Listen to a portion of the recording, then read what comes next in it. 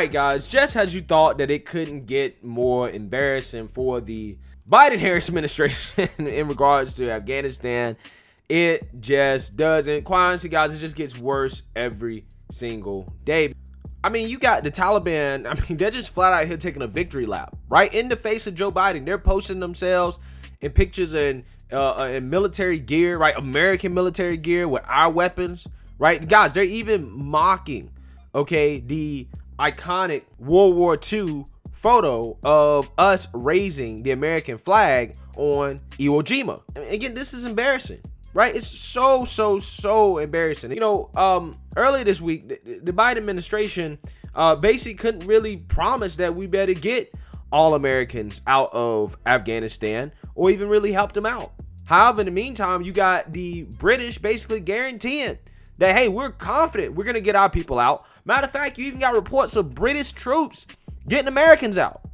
Meanwhile, again, we have our military leaders, our woke military leaders saying, I don't know, we don't have the capabilities of getting them out, right? Again, just another example of the embarrassment that the United States has become on the world stage under the Biden administration. So Biden gave another press conference yesterday in which he basically comes up with the lie that, well, Americans are having no issues getting to the airport. Take a look. Ramos, ABC. Thank you, Mr. President. 2 questions for you. The military has secured the airport, as you mentioned, but will you sign off on sending U.S. troops into Kabul to evacuate Americans who haven't been able to get to the airport safely? We have no indication that they haven't been able to get in Kabul through the airport. We've made an agreement with the Taliban thus far. They've allowed them to go through. It's in their interest for them to go through.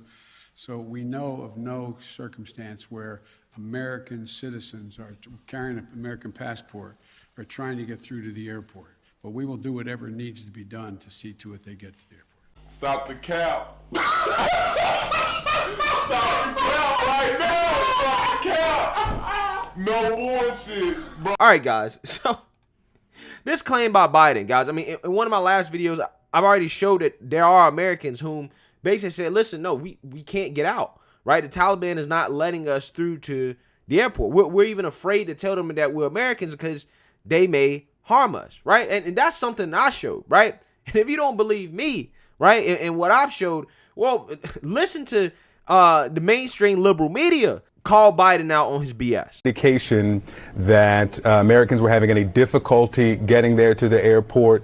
Have you seen any difficulty for Americans there with American passports trying to get through into the airport? And do we know if any of the 10,000 who are waiting there are Americans?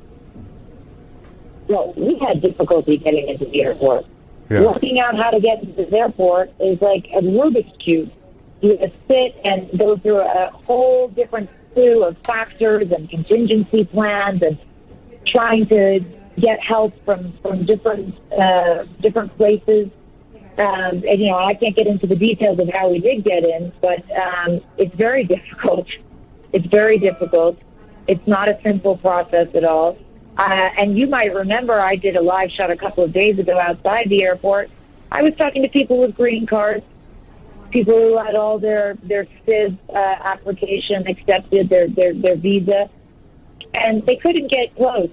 They couldn't get close because it's thousands of people crushing into each other.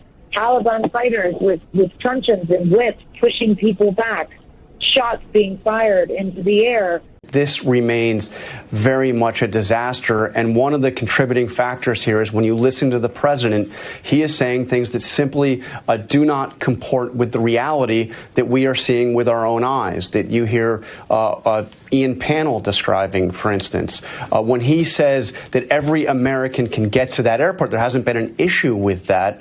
That doesn't comport with the reality that you heard Ian describe. It also doesn't comport with the reality that the State Department has been issuing in guidance that we have seen from the State Department to Americans in Afghanistan, encouraging people to make the trip to the airport to be evacuated. But even in the State Department's guidance, this is a cable that went out just on Wednesday, the United States government cannot ensure safe passage to the Hamid Karzai International Airport. So the State Department is telling Americans that they cannot guarantee their safe passage to the airport. And you heard from the president today that we don't even know how many Americans are in Afghanistan right now. So how can the president say that there isn't an issue getting Americans safely to the airport? And then the other thing, David, when the president said there have been no question from our allies, that our allies have been united on this.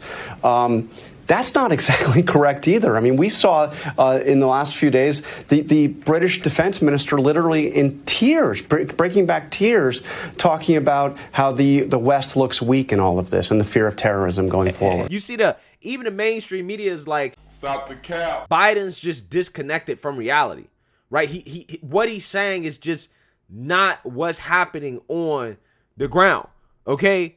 And it gets worse. It continues to get worse because after Biden said that, right, his own defense secretary, Austin, came out and said that Americans are being beaten by the Taliban trying to reach the airport. Guys, yes, let me read this headline again for you. Americans are being beaten by the Taliban trying to get to the airport.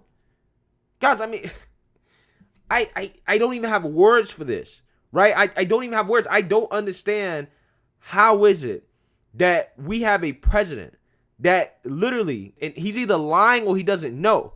Both are bad, right? Both are so bad that this in and of itself, guys, in my opinion, is grounds for impeachment. It's grounds for 25th Amendment, right? You're either not mentally capable or you're just doing a terrible job of communicating, right? Did you forget, right? Because you would think that would be a part of your intelligence briefing, okay? That Americans are being beaten. Did you forget? Before you went out there and said that they're having no issues, right? That the Taliban's just going to let them pass through. Going to just let them get out. But you know what, guys? Biden's not the only left-wing lunatic who seems to be unconcerned with Americans being beaten in Afghanistan. For the past 3 days, the American media gaze has been fixed on Afghanistan and the potential for terrorism to rear its ugly head again with the Taliban back in charge. We've heard 24/7 dissections of everything the Biden administration did or didn't do and all the factors going into the withdrawal of U.S. troops and what it all means for Biden's political future and the future of Afghanistan and of our country. It's been remarkable to see daily press conferences and demands for oversight and constant information flowing out of Washington and the press. It sure is dramatically different, frankly, from how the country has approached the January 6th insurrection, which was, to be clear, an attempt by domestic terrorists to take control of our government, to try to install Donald Trump as president against the will of the majority of voters, 80 million of them, to be clear. It was literally homegrown terrorists attacking our democracy. Yet to this day, the details remain elusive, unlike with Afghanistan. There were no daily briefings about what happened on January 6th and why. Republicans have refused to even investigate the root causes of the assault. Some have even lionized the assailants and sided with them, even as hundreds of cases are winding their way through the courts with very little fanfare.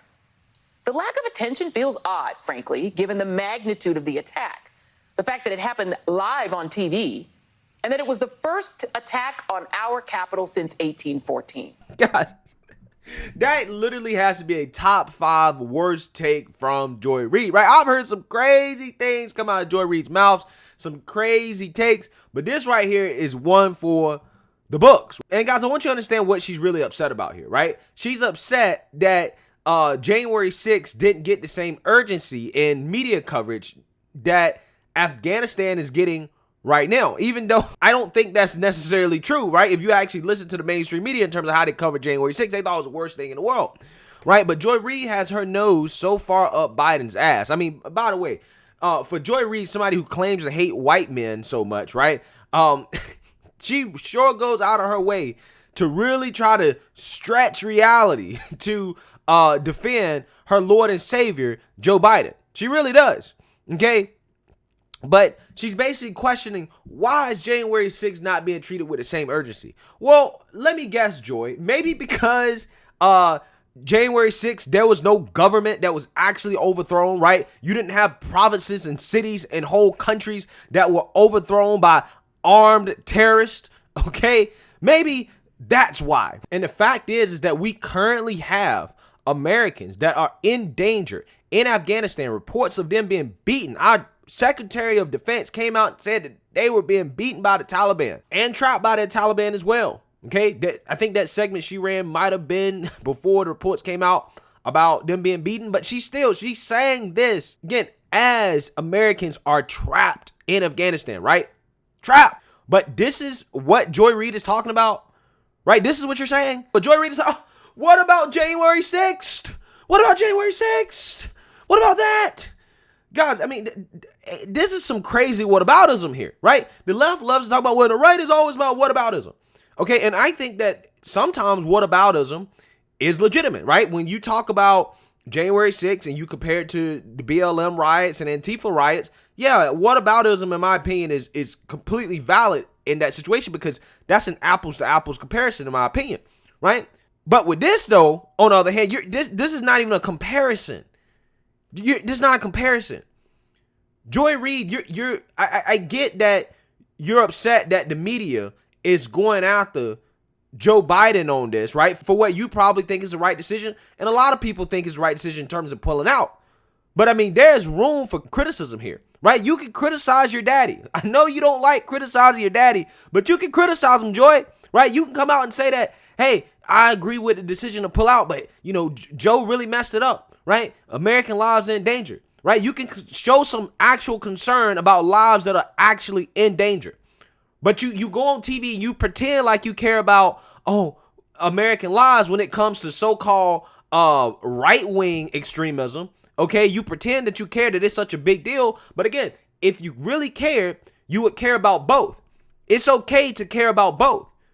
But now is not the time to be talking about January 6th and say, well, why January 6th not being treated the same? You're a political hack. That's what you are. You are a political hack. You're literally just playing party politics for the Democrats because you don't want to criticize, again, your Lord and Savior, Joe Biden. That's all it is. The liberal media, they're going to play January 6th to death, but the FBI has just come out and said, listen, there was no real coordination with this, right? FBI is saying that. They're saying that there's little evidence that it was coordinated by Trump or right-wing groups. So at this point, again, you're now getting into conspiracy territory. And, the Republicans, January 6th, they were coordinating it. They made it happen. They're the real threat in this country. You're getting into conspiracy territory now, right? You're becoming a conspiracy theorist, right? That's what you are. You're a conspiracy theorist. So, I mean, there's no reason for me to make a whole video on that because it was not a surprise to anybody with a brain, right? It was no surprise. But see, the liberal media keeps pushing this narrative that oh, no, that's worse than anything. This is the worst possible thing ever. But if you say, well, what happened with Black Lives Matter? What happened with Antifa? Was that not just as bad, right? If not worse, definitely. I think it was worse in certain situations, right? In terms of the actual damage caused. Oh, no, you can't compare the two. You can't compare the two, right? That's an unreasonable comparison, but comparing what's happening in Afghanistan to January 6th, that's a reasonable comparison? Really? Really, Joy? You got some serious mental gymnastics going on there. Okay? I don't understand how MSNBC is paying this woman millions of dollars to go on TV and to give takes like this. I really don't understand it. I really don't. Okay? But hey, it is what it is. It is what it is. This is why her ratings are tanking. This is why nobody's watching her. So she kind of gets what she deserves, right? But let me know what you guys think. Make sure you like, comment, and subscribe. Most importantly, share a Black conservative perspective. Peace.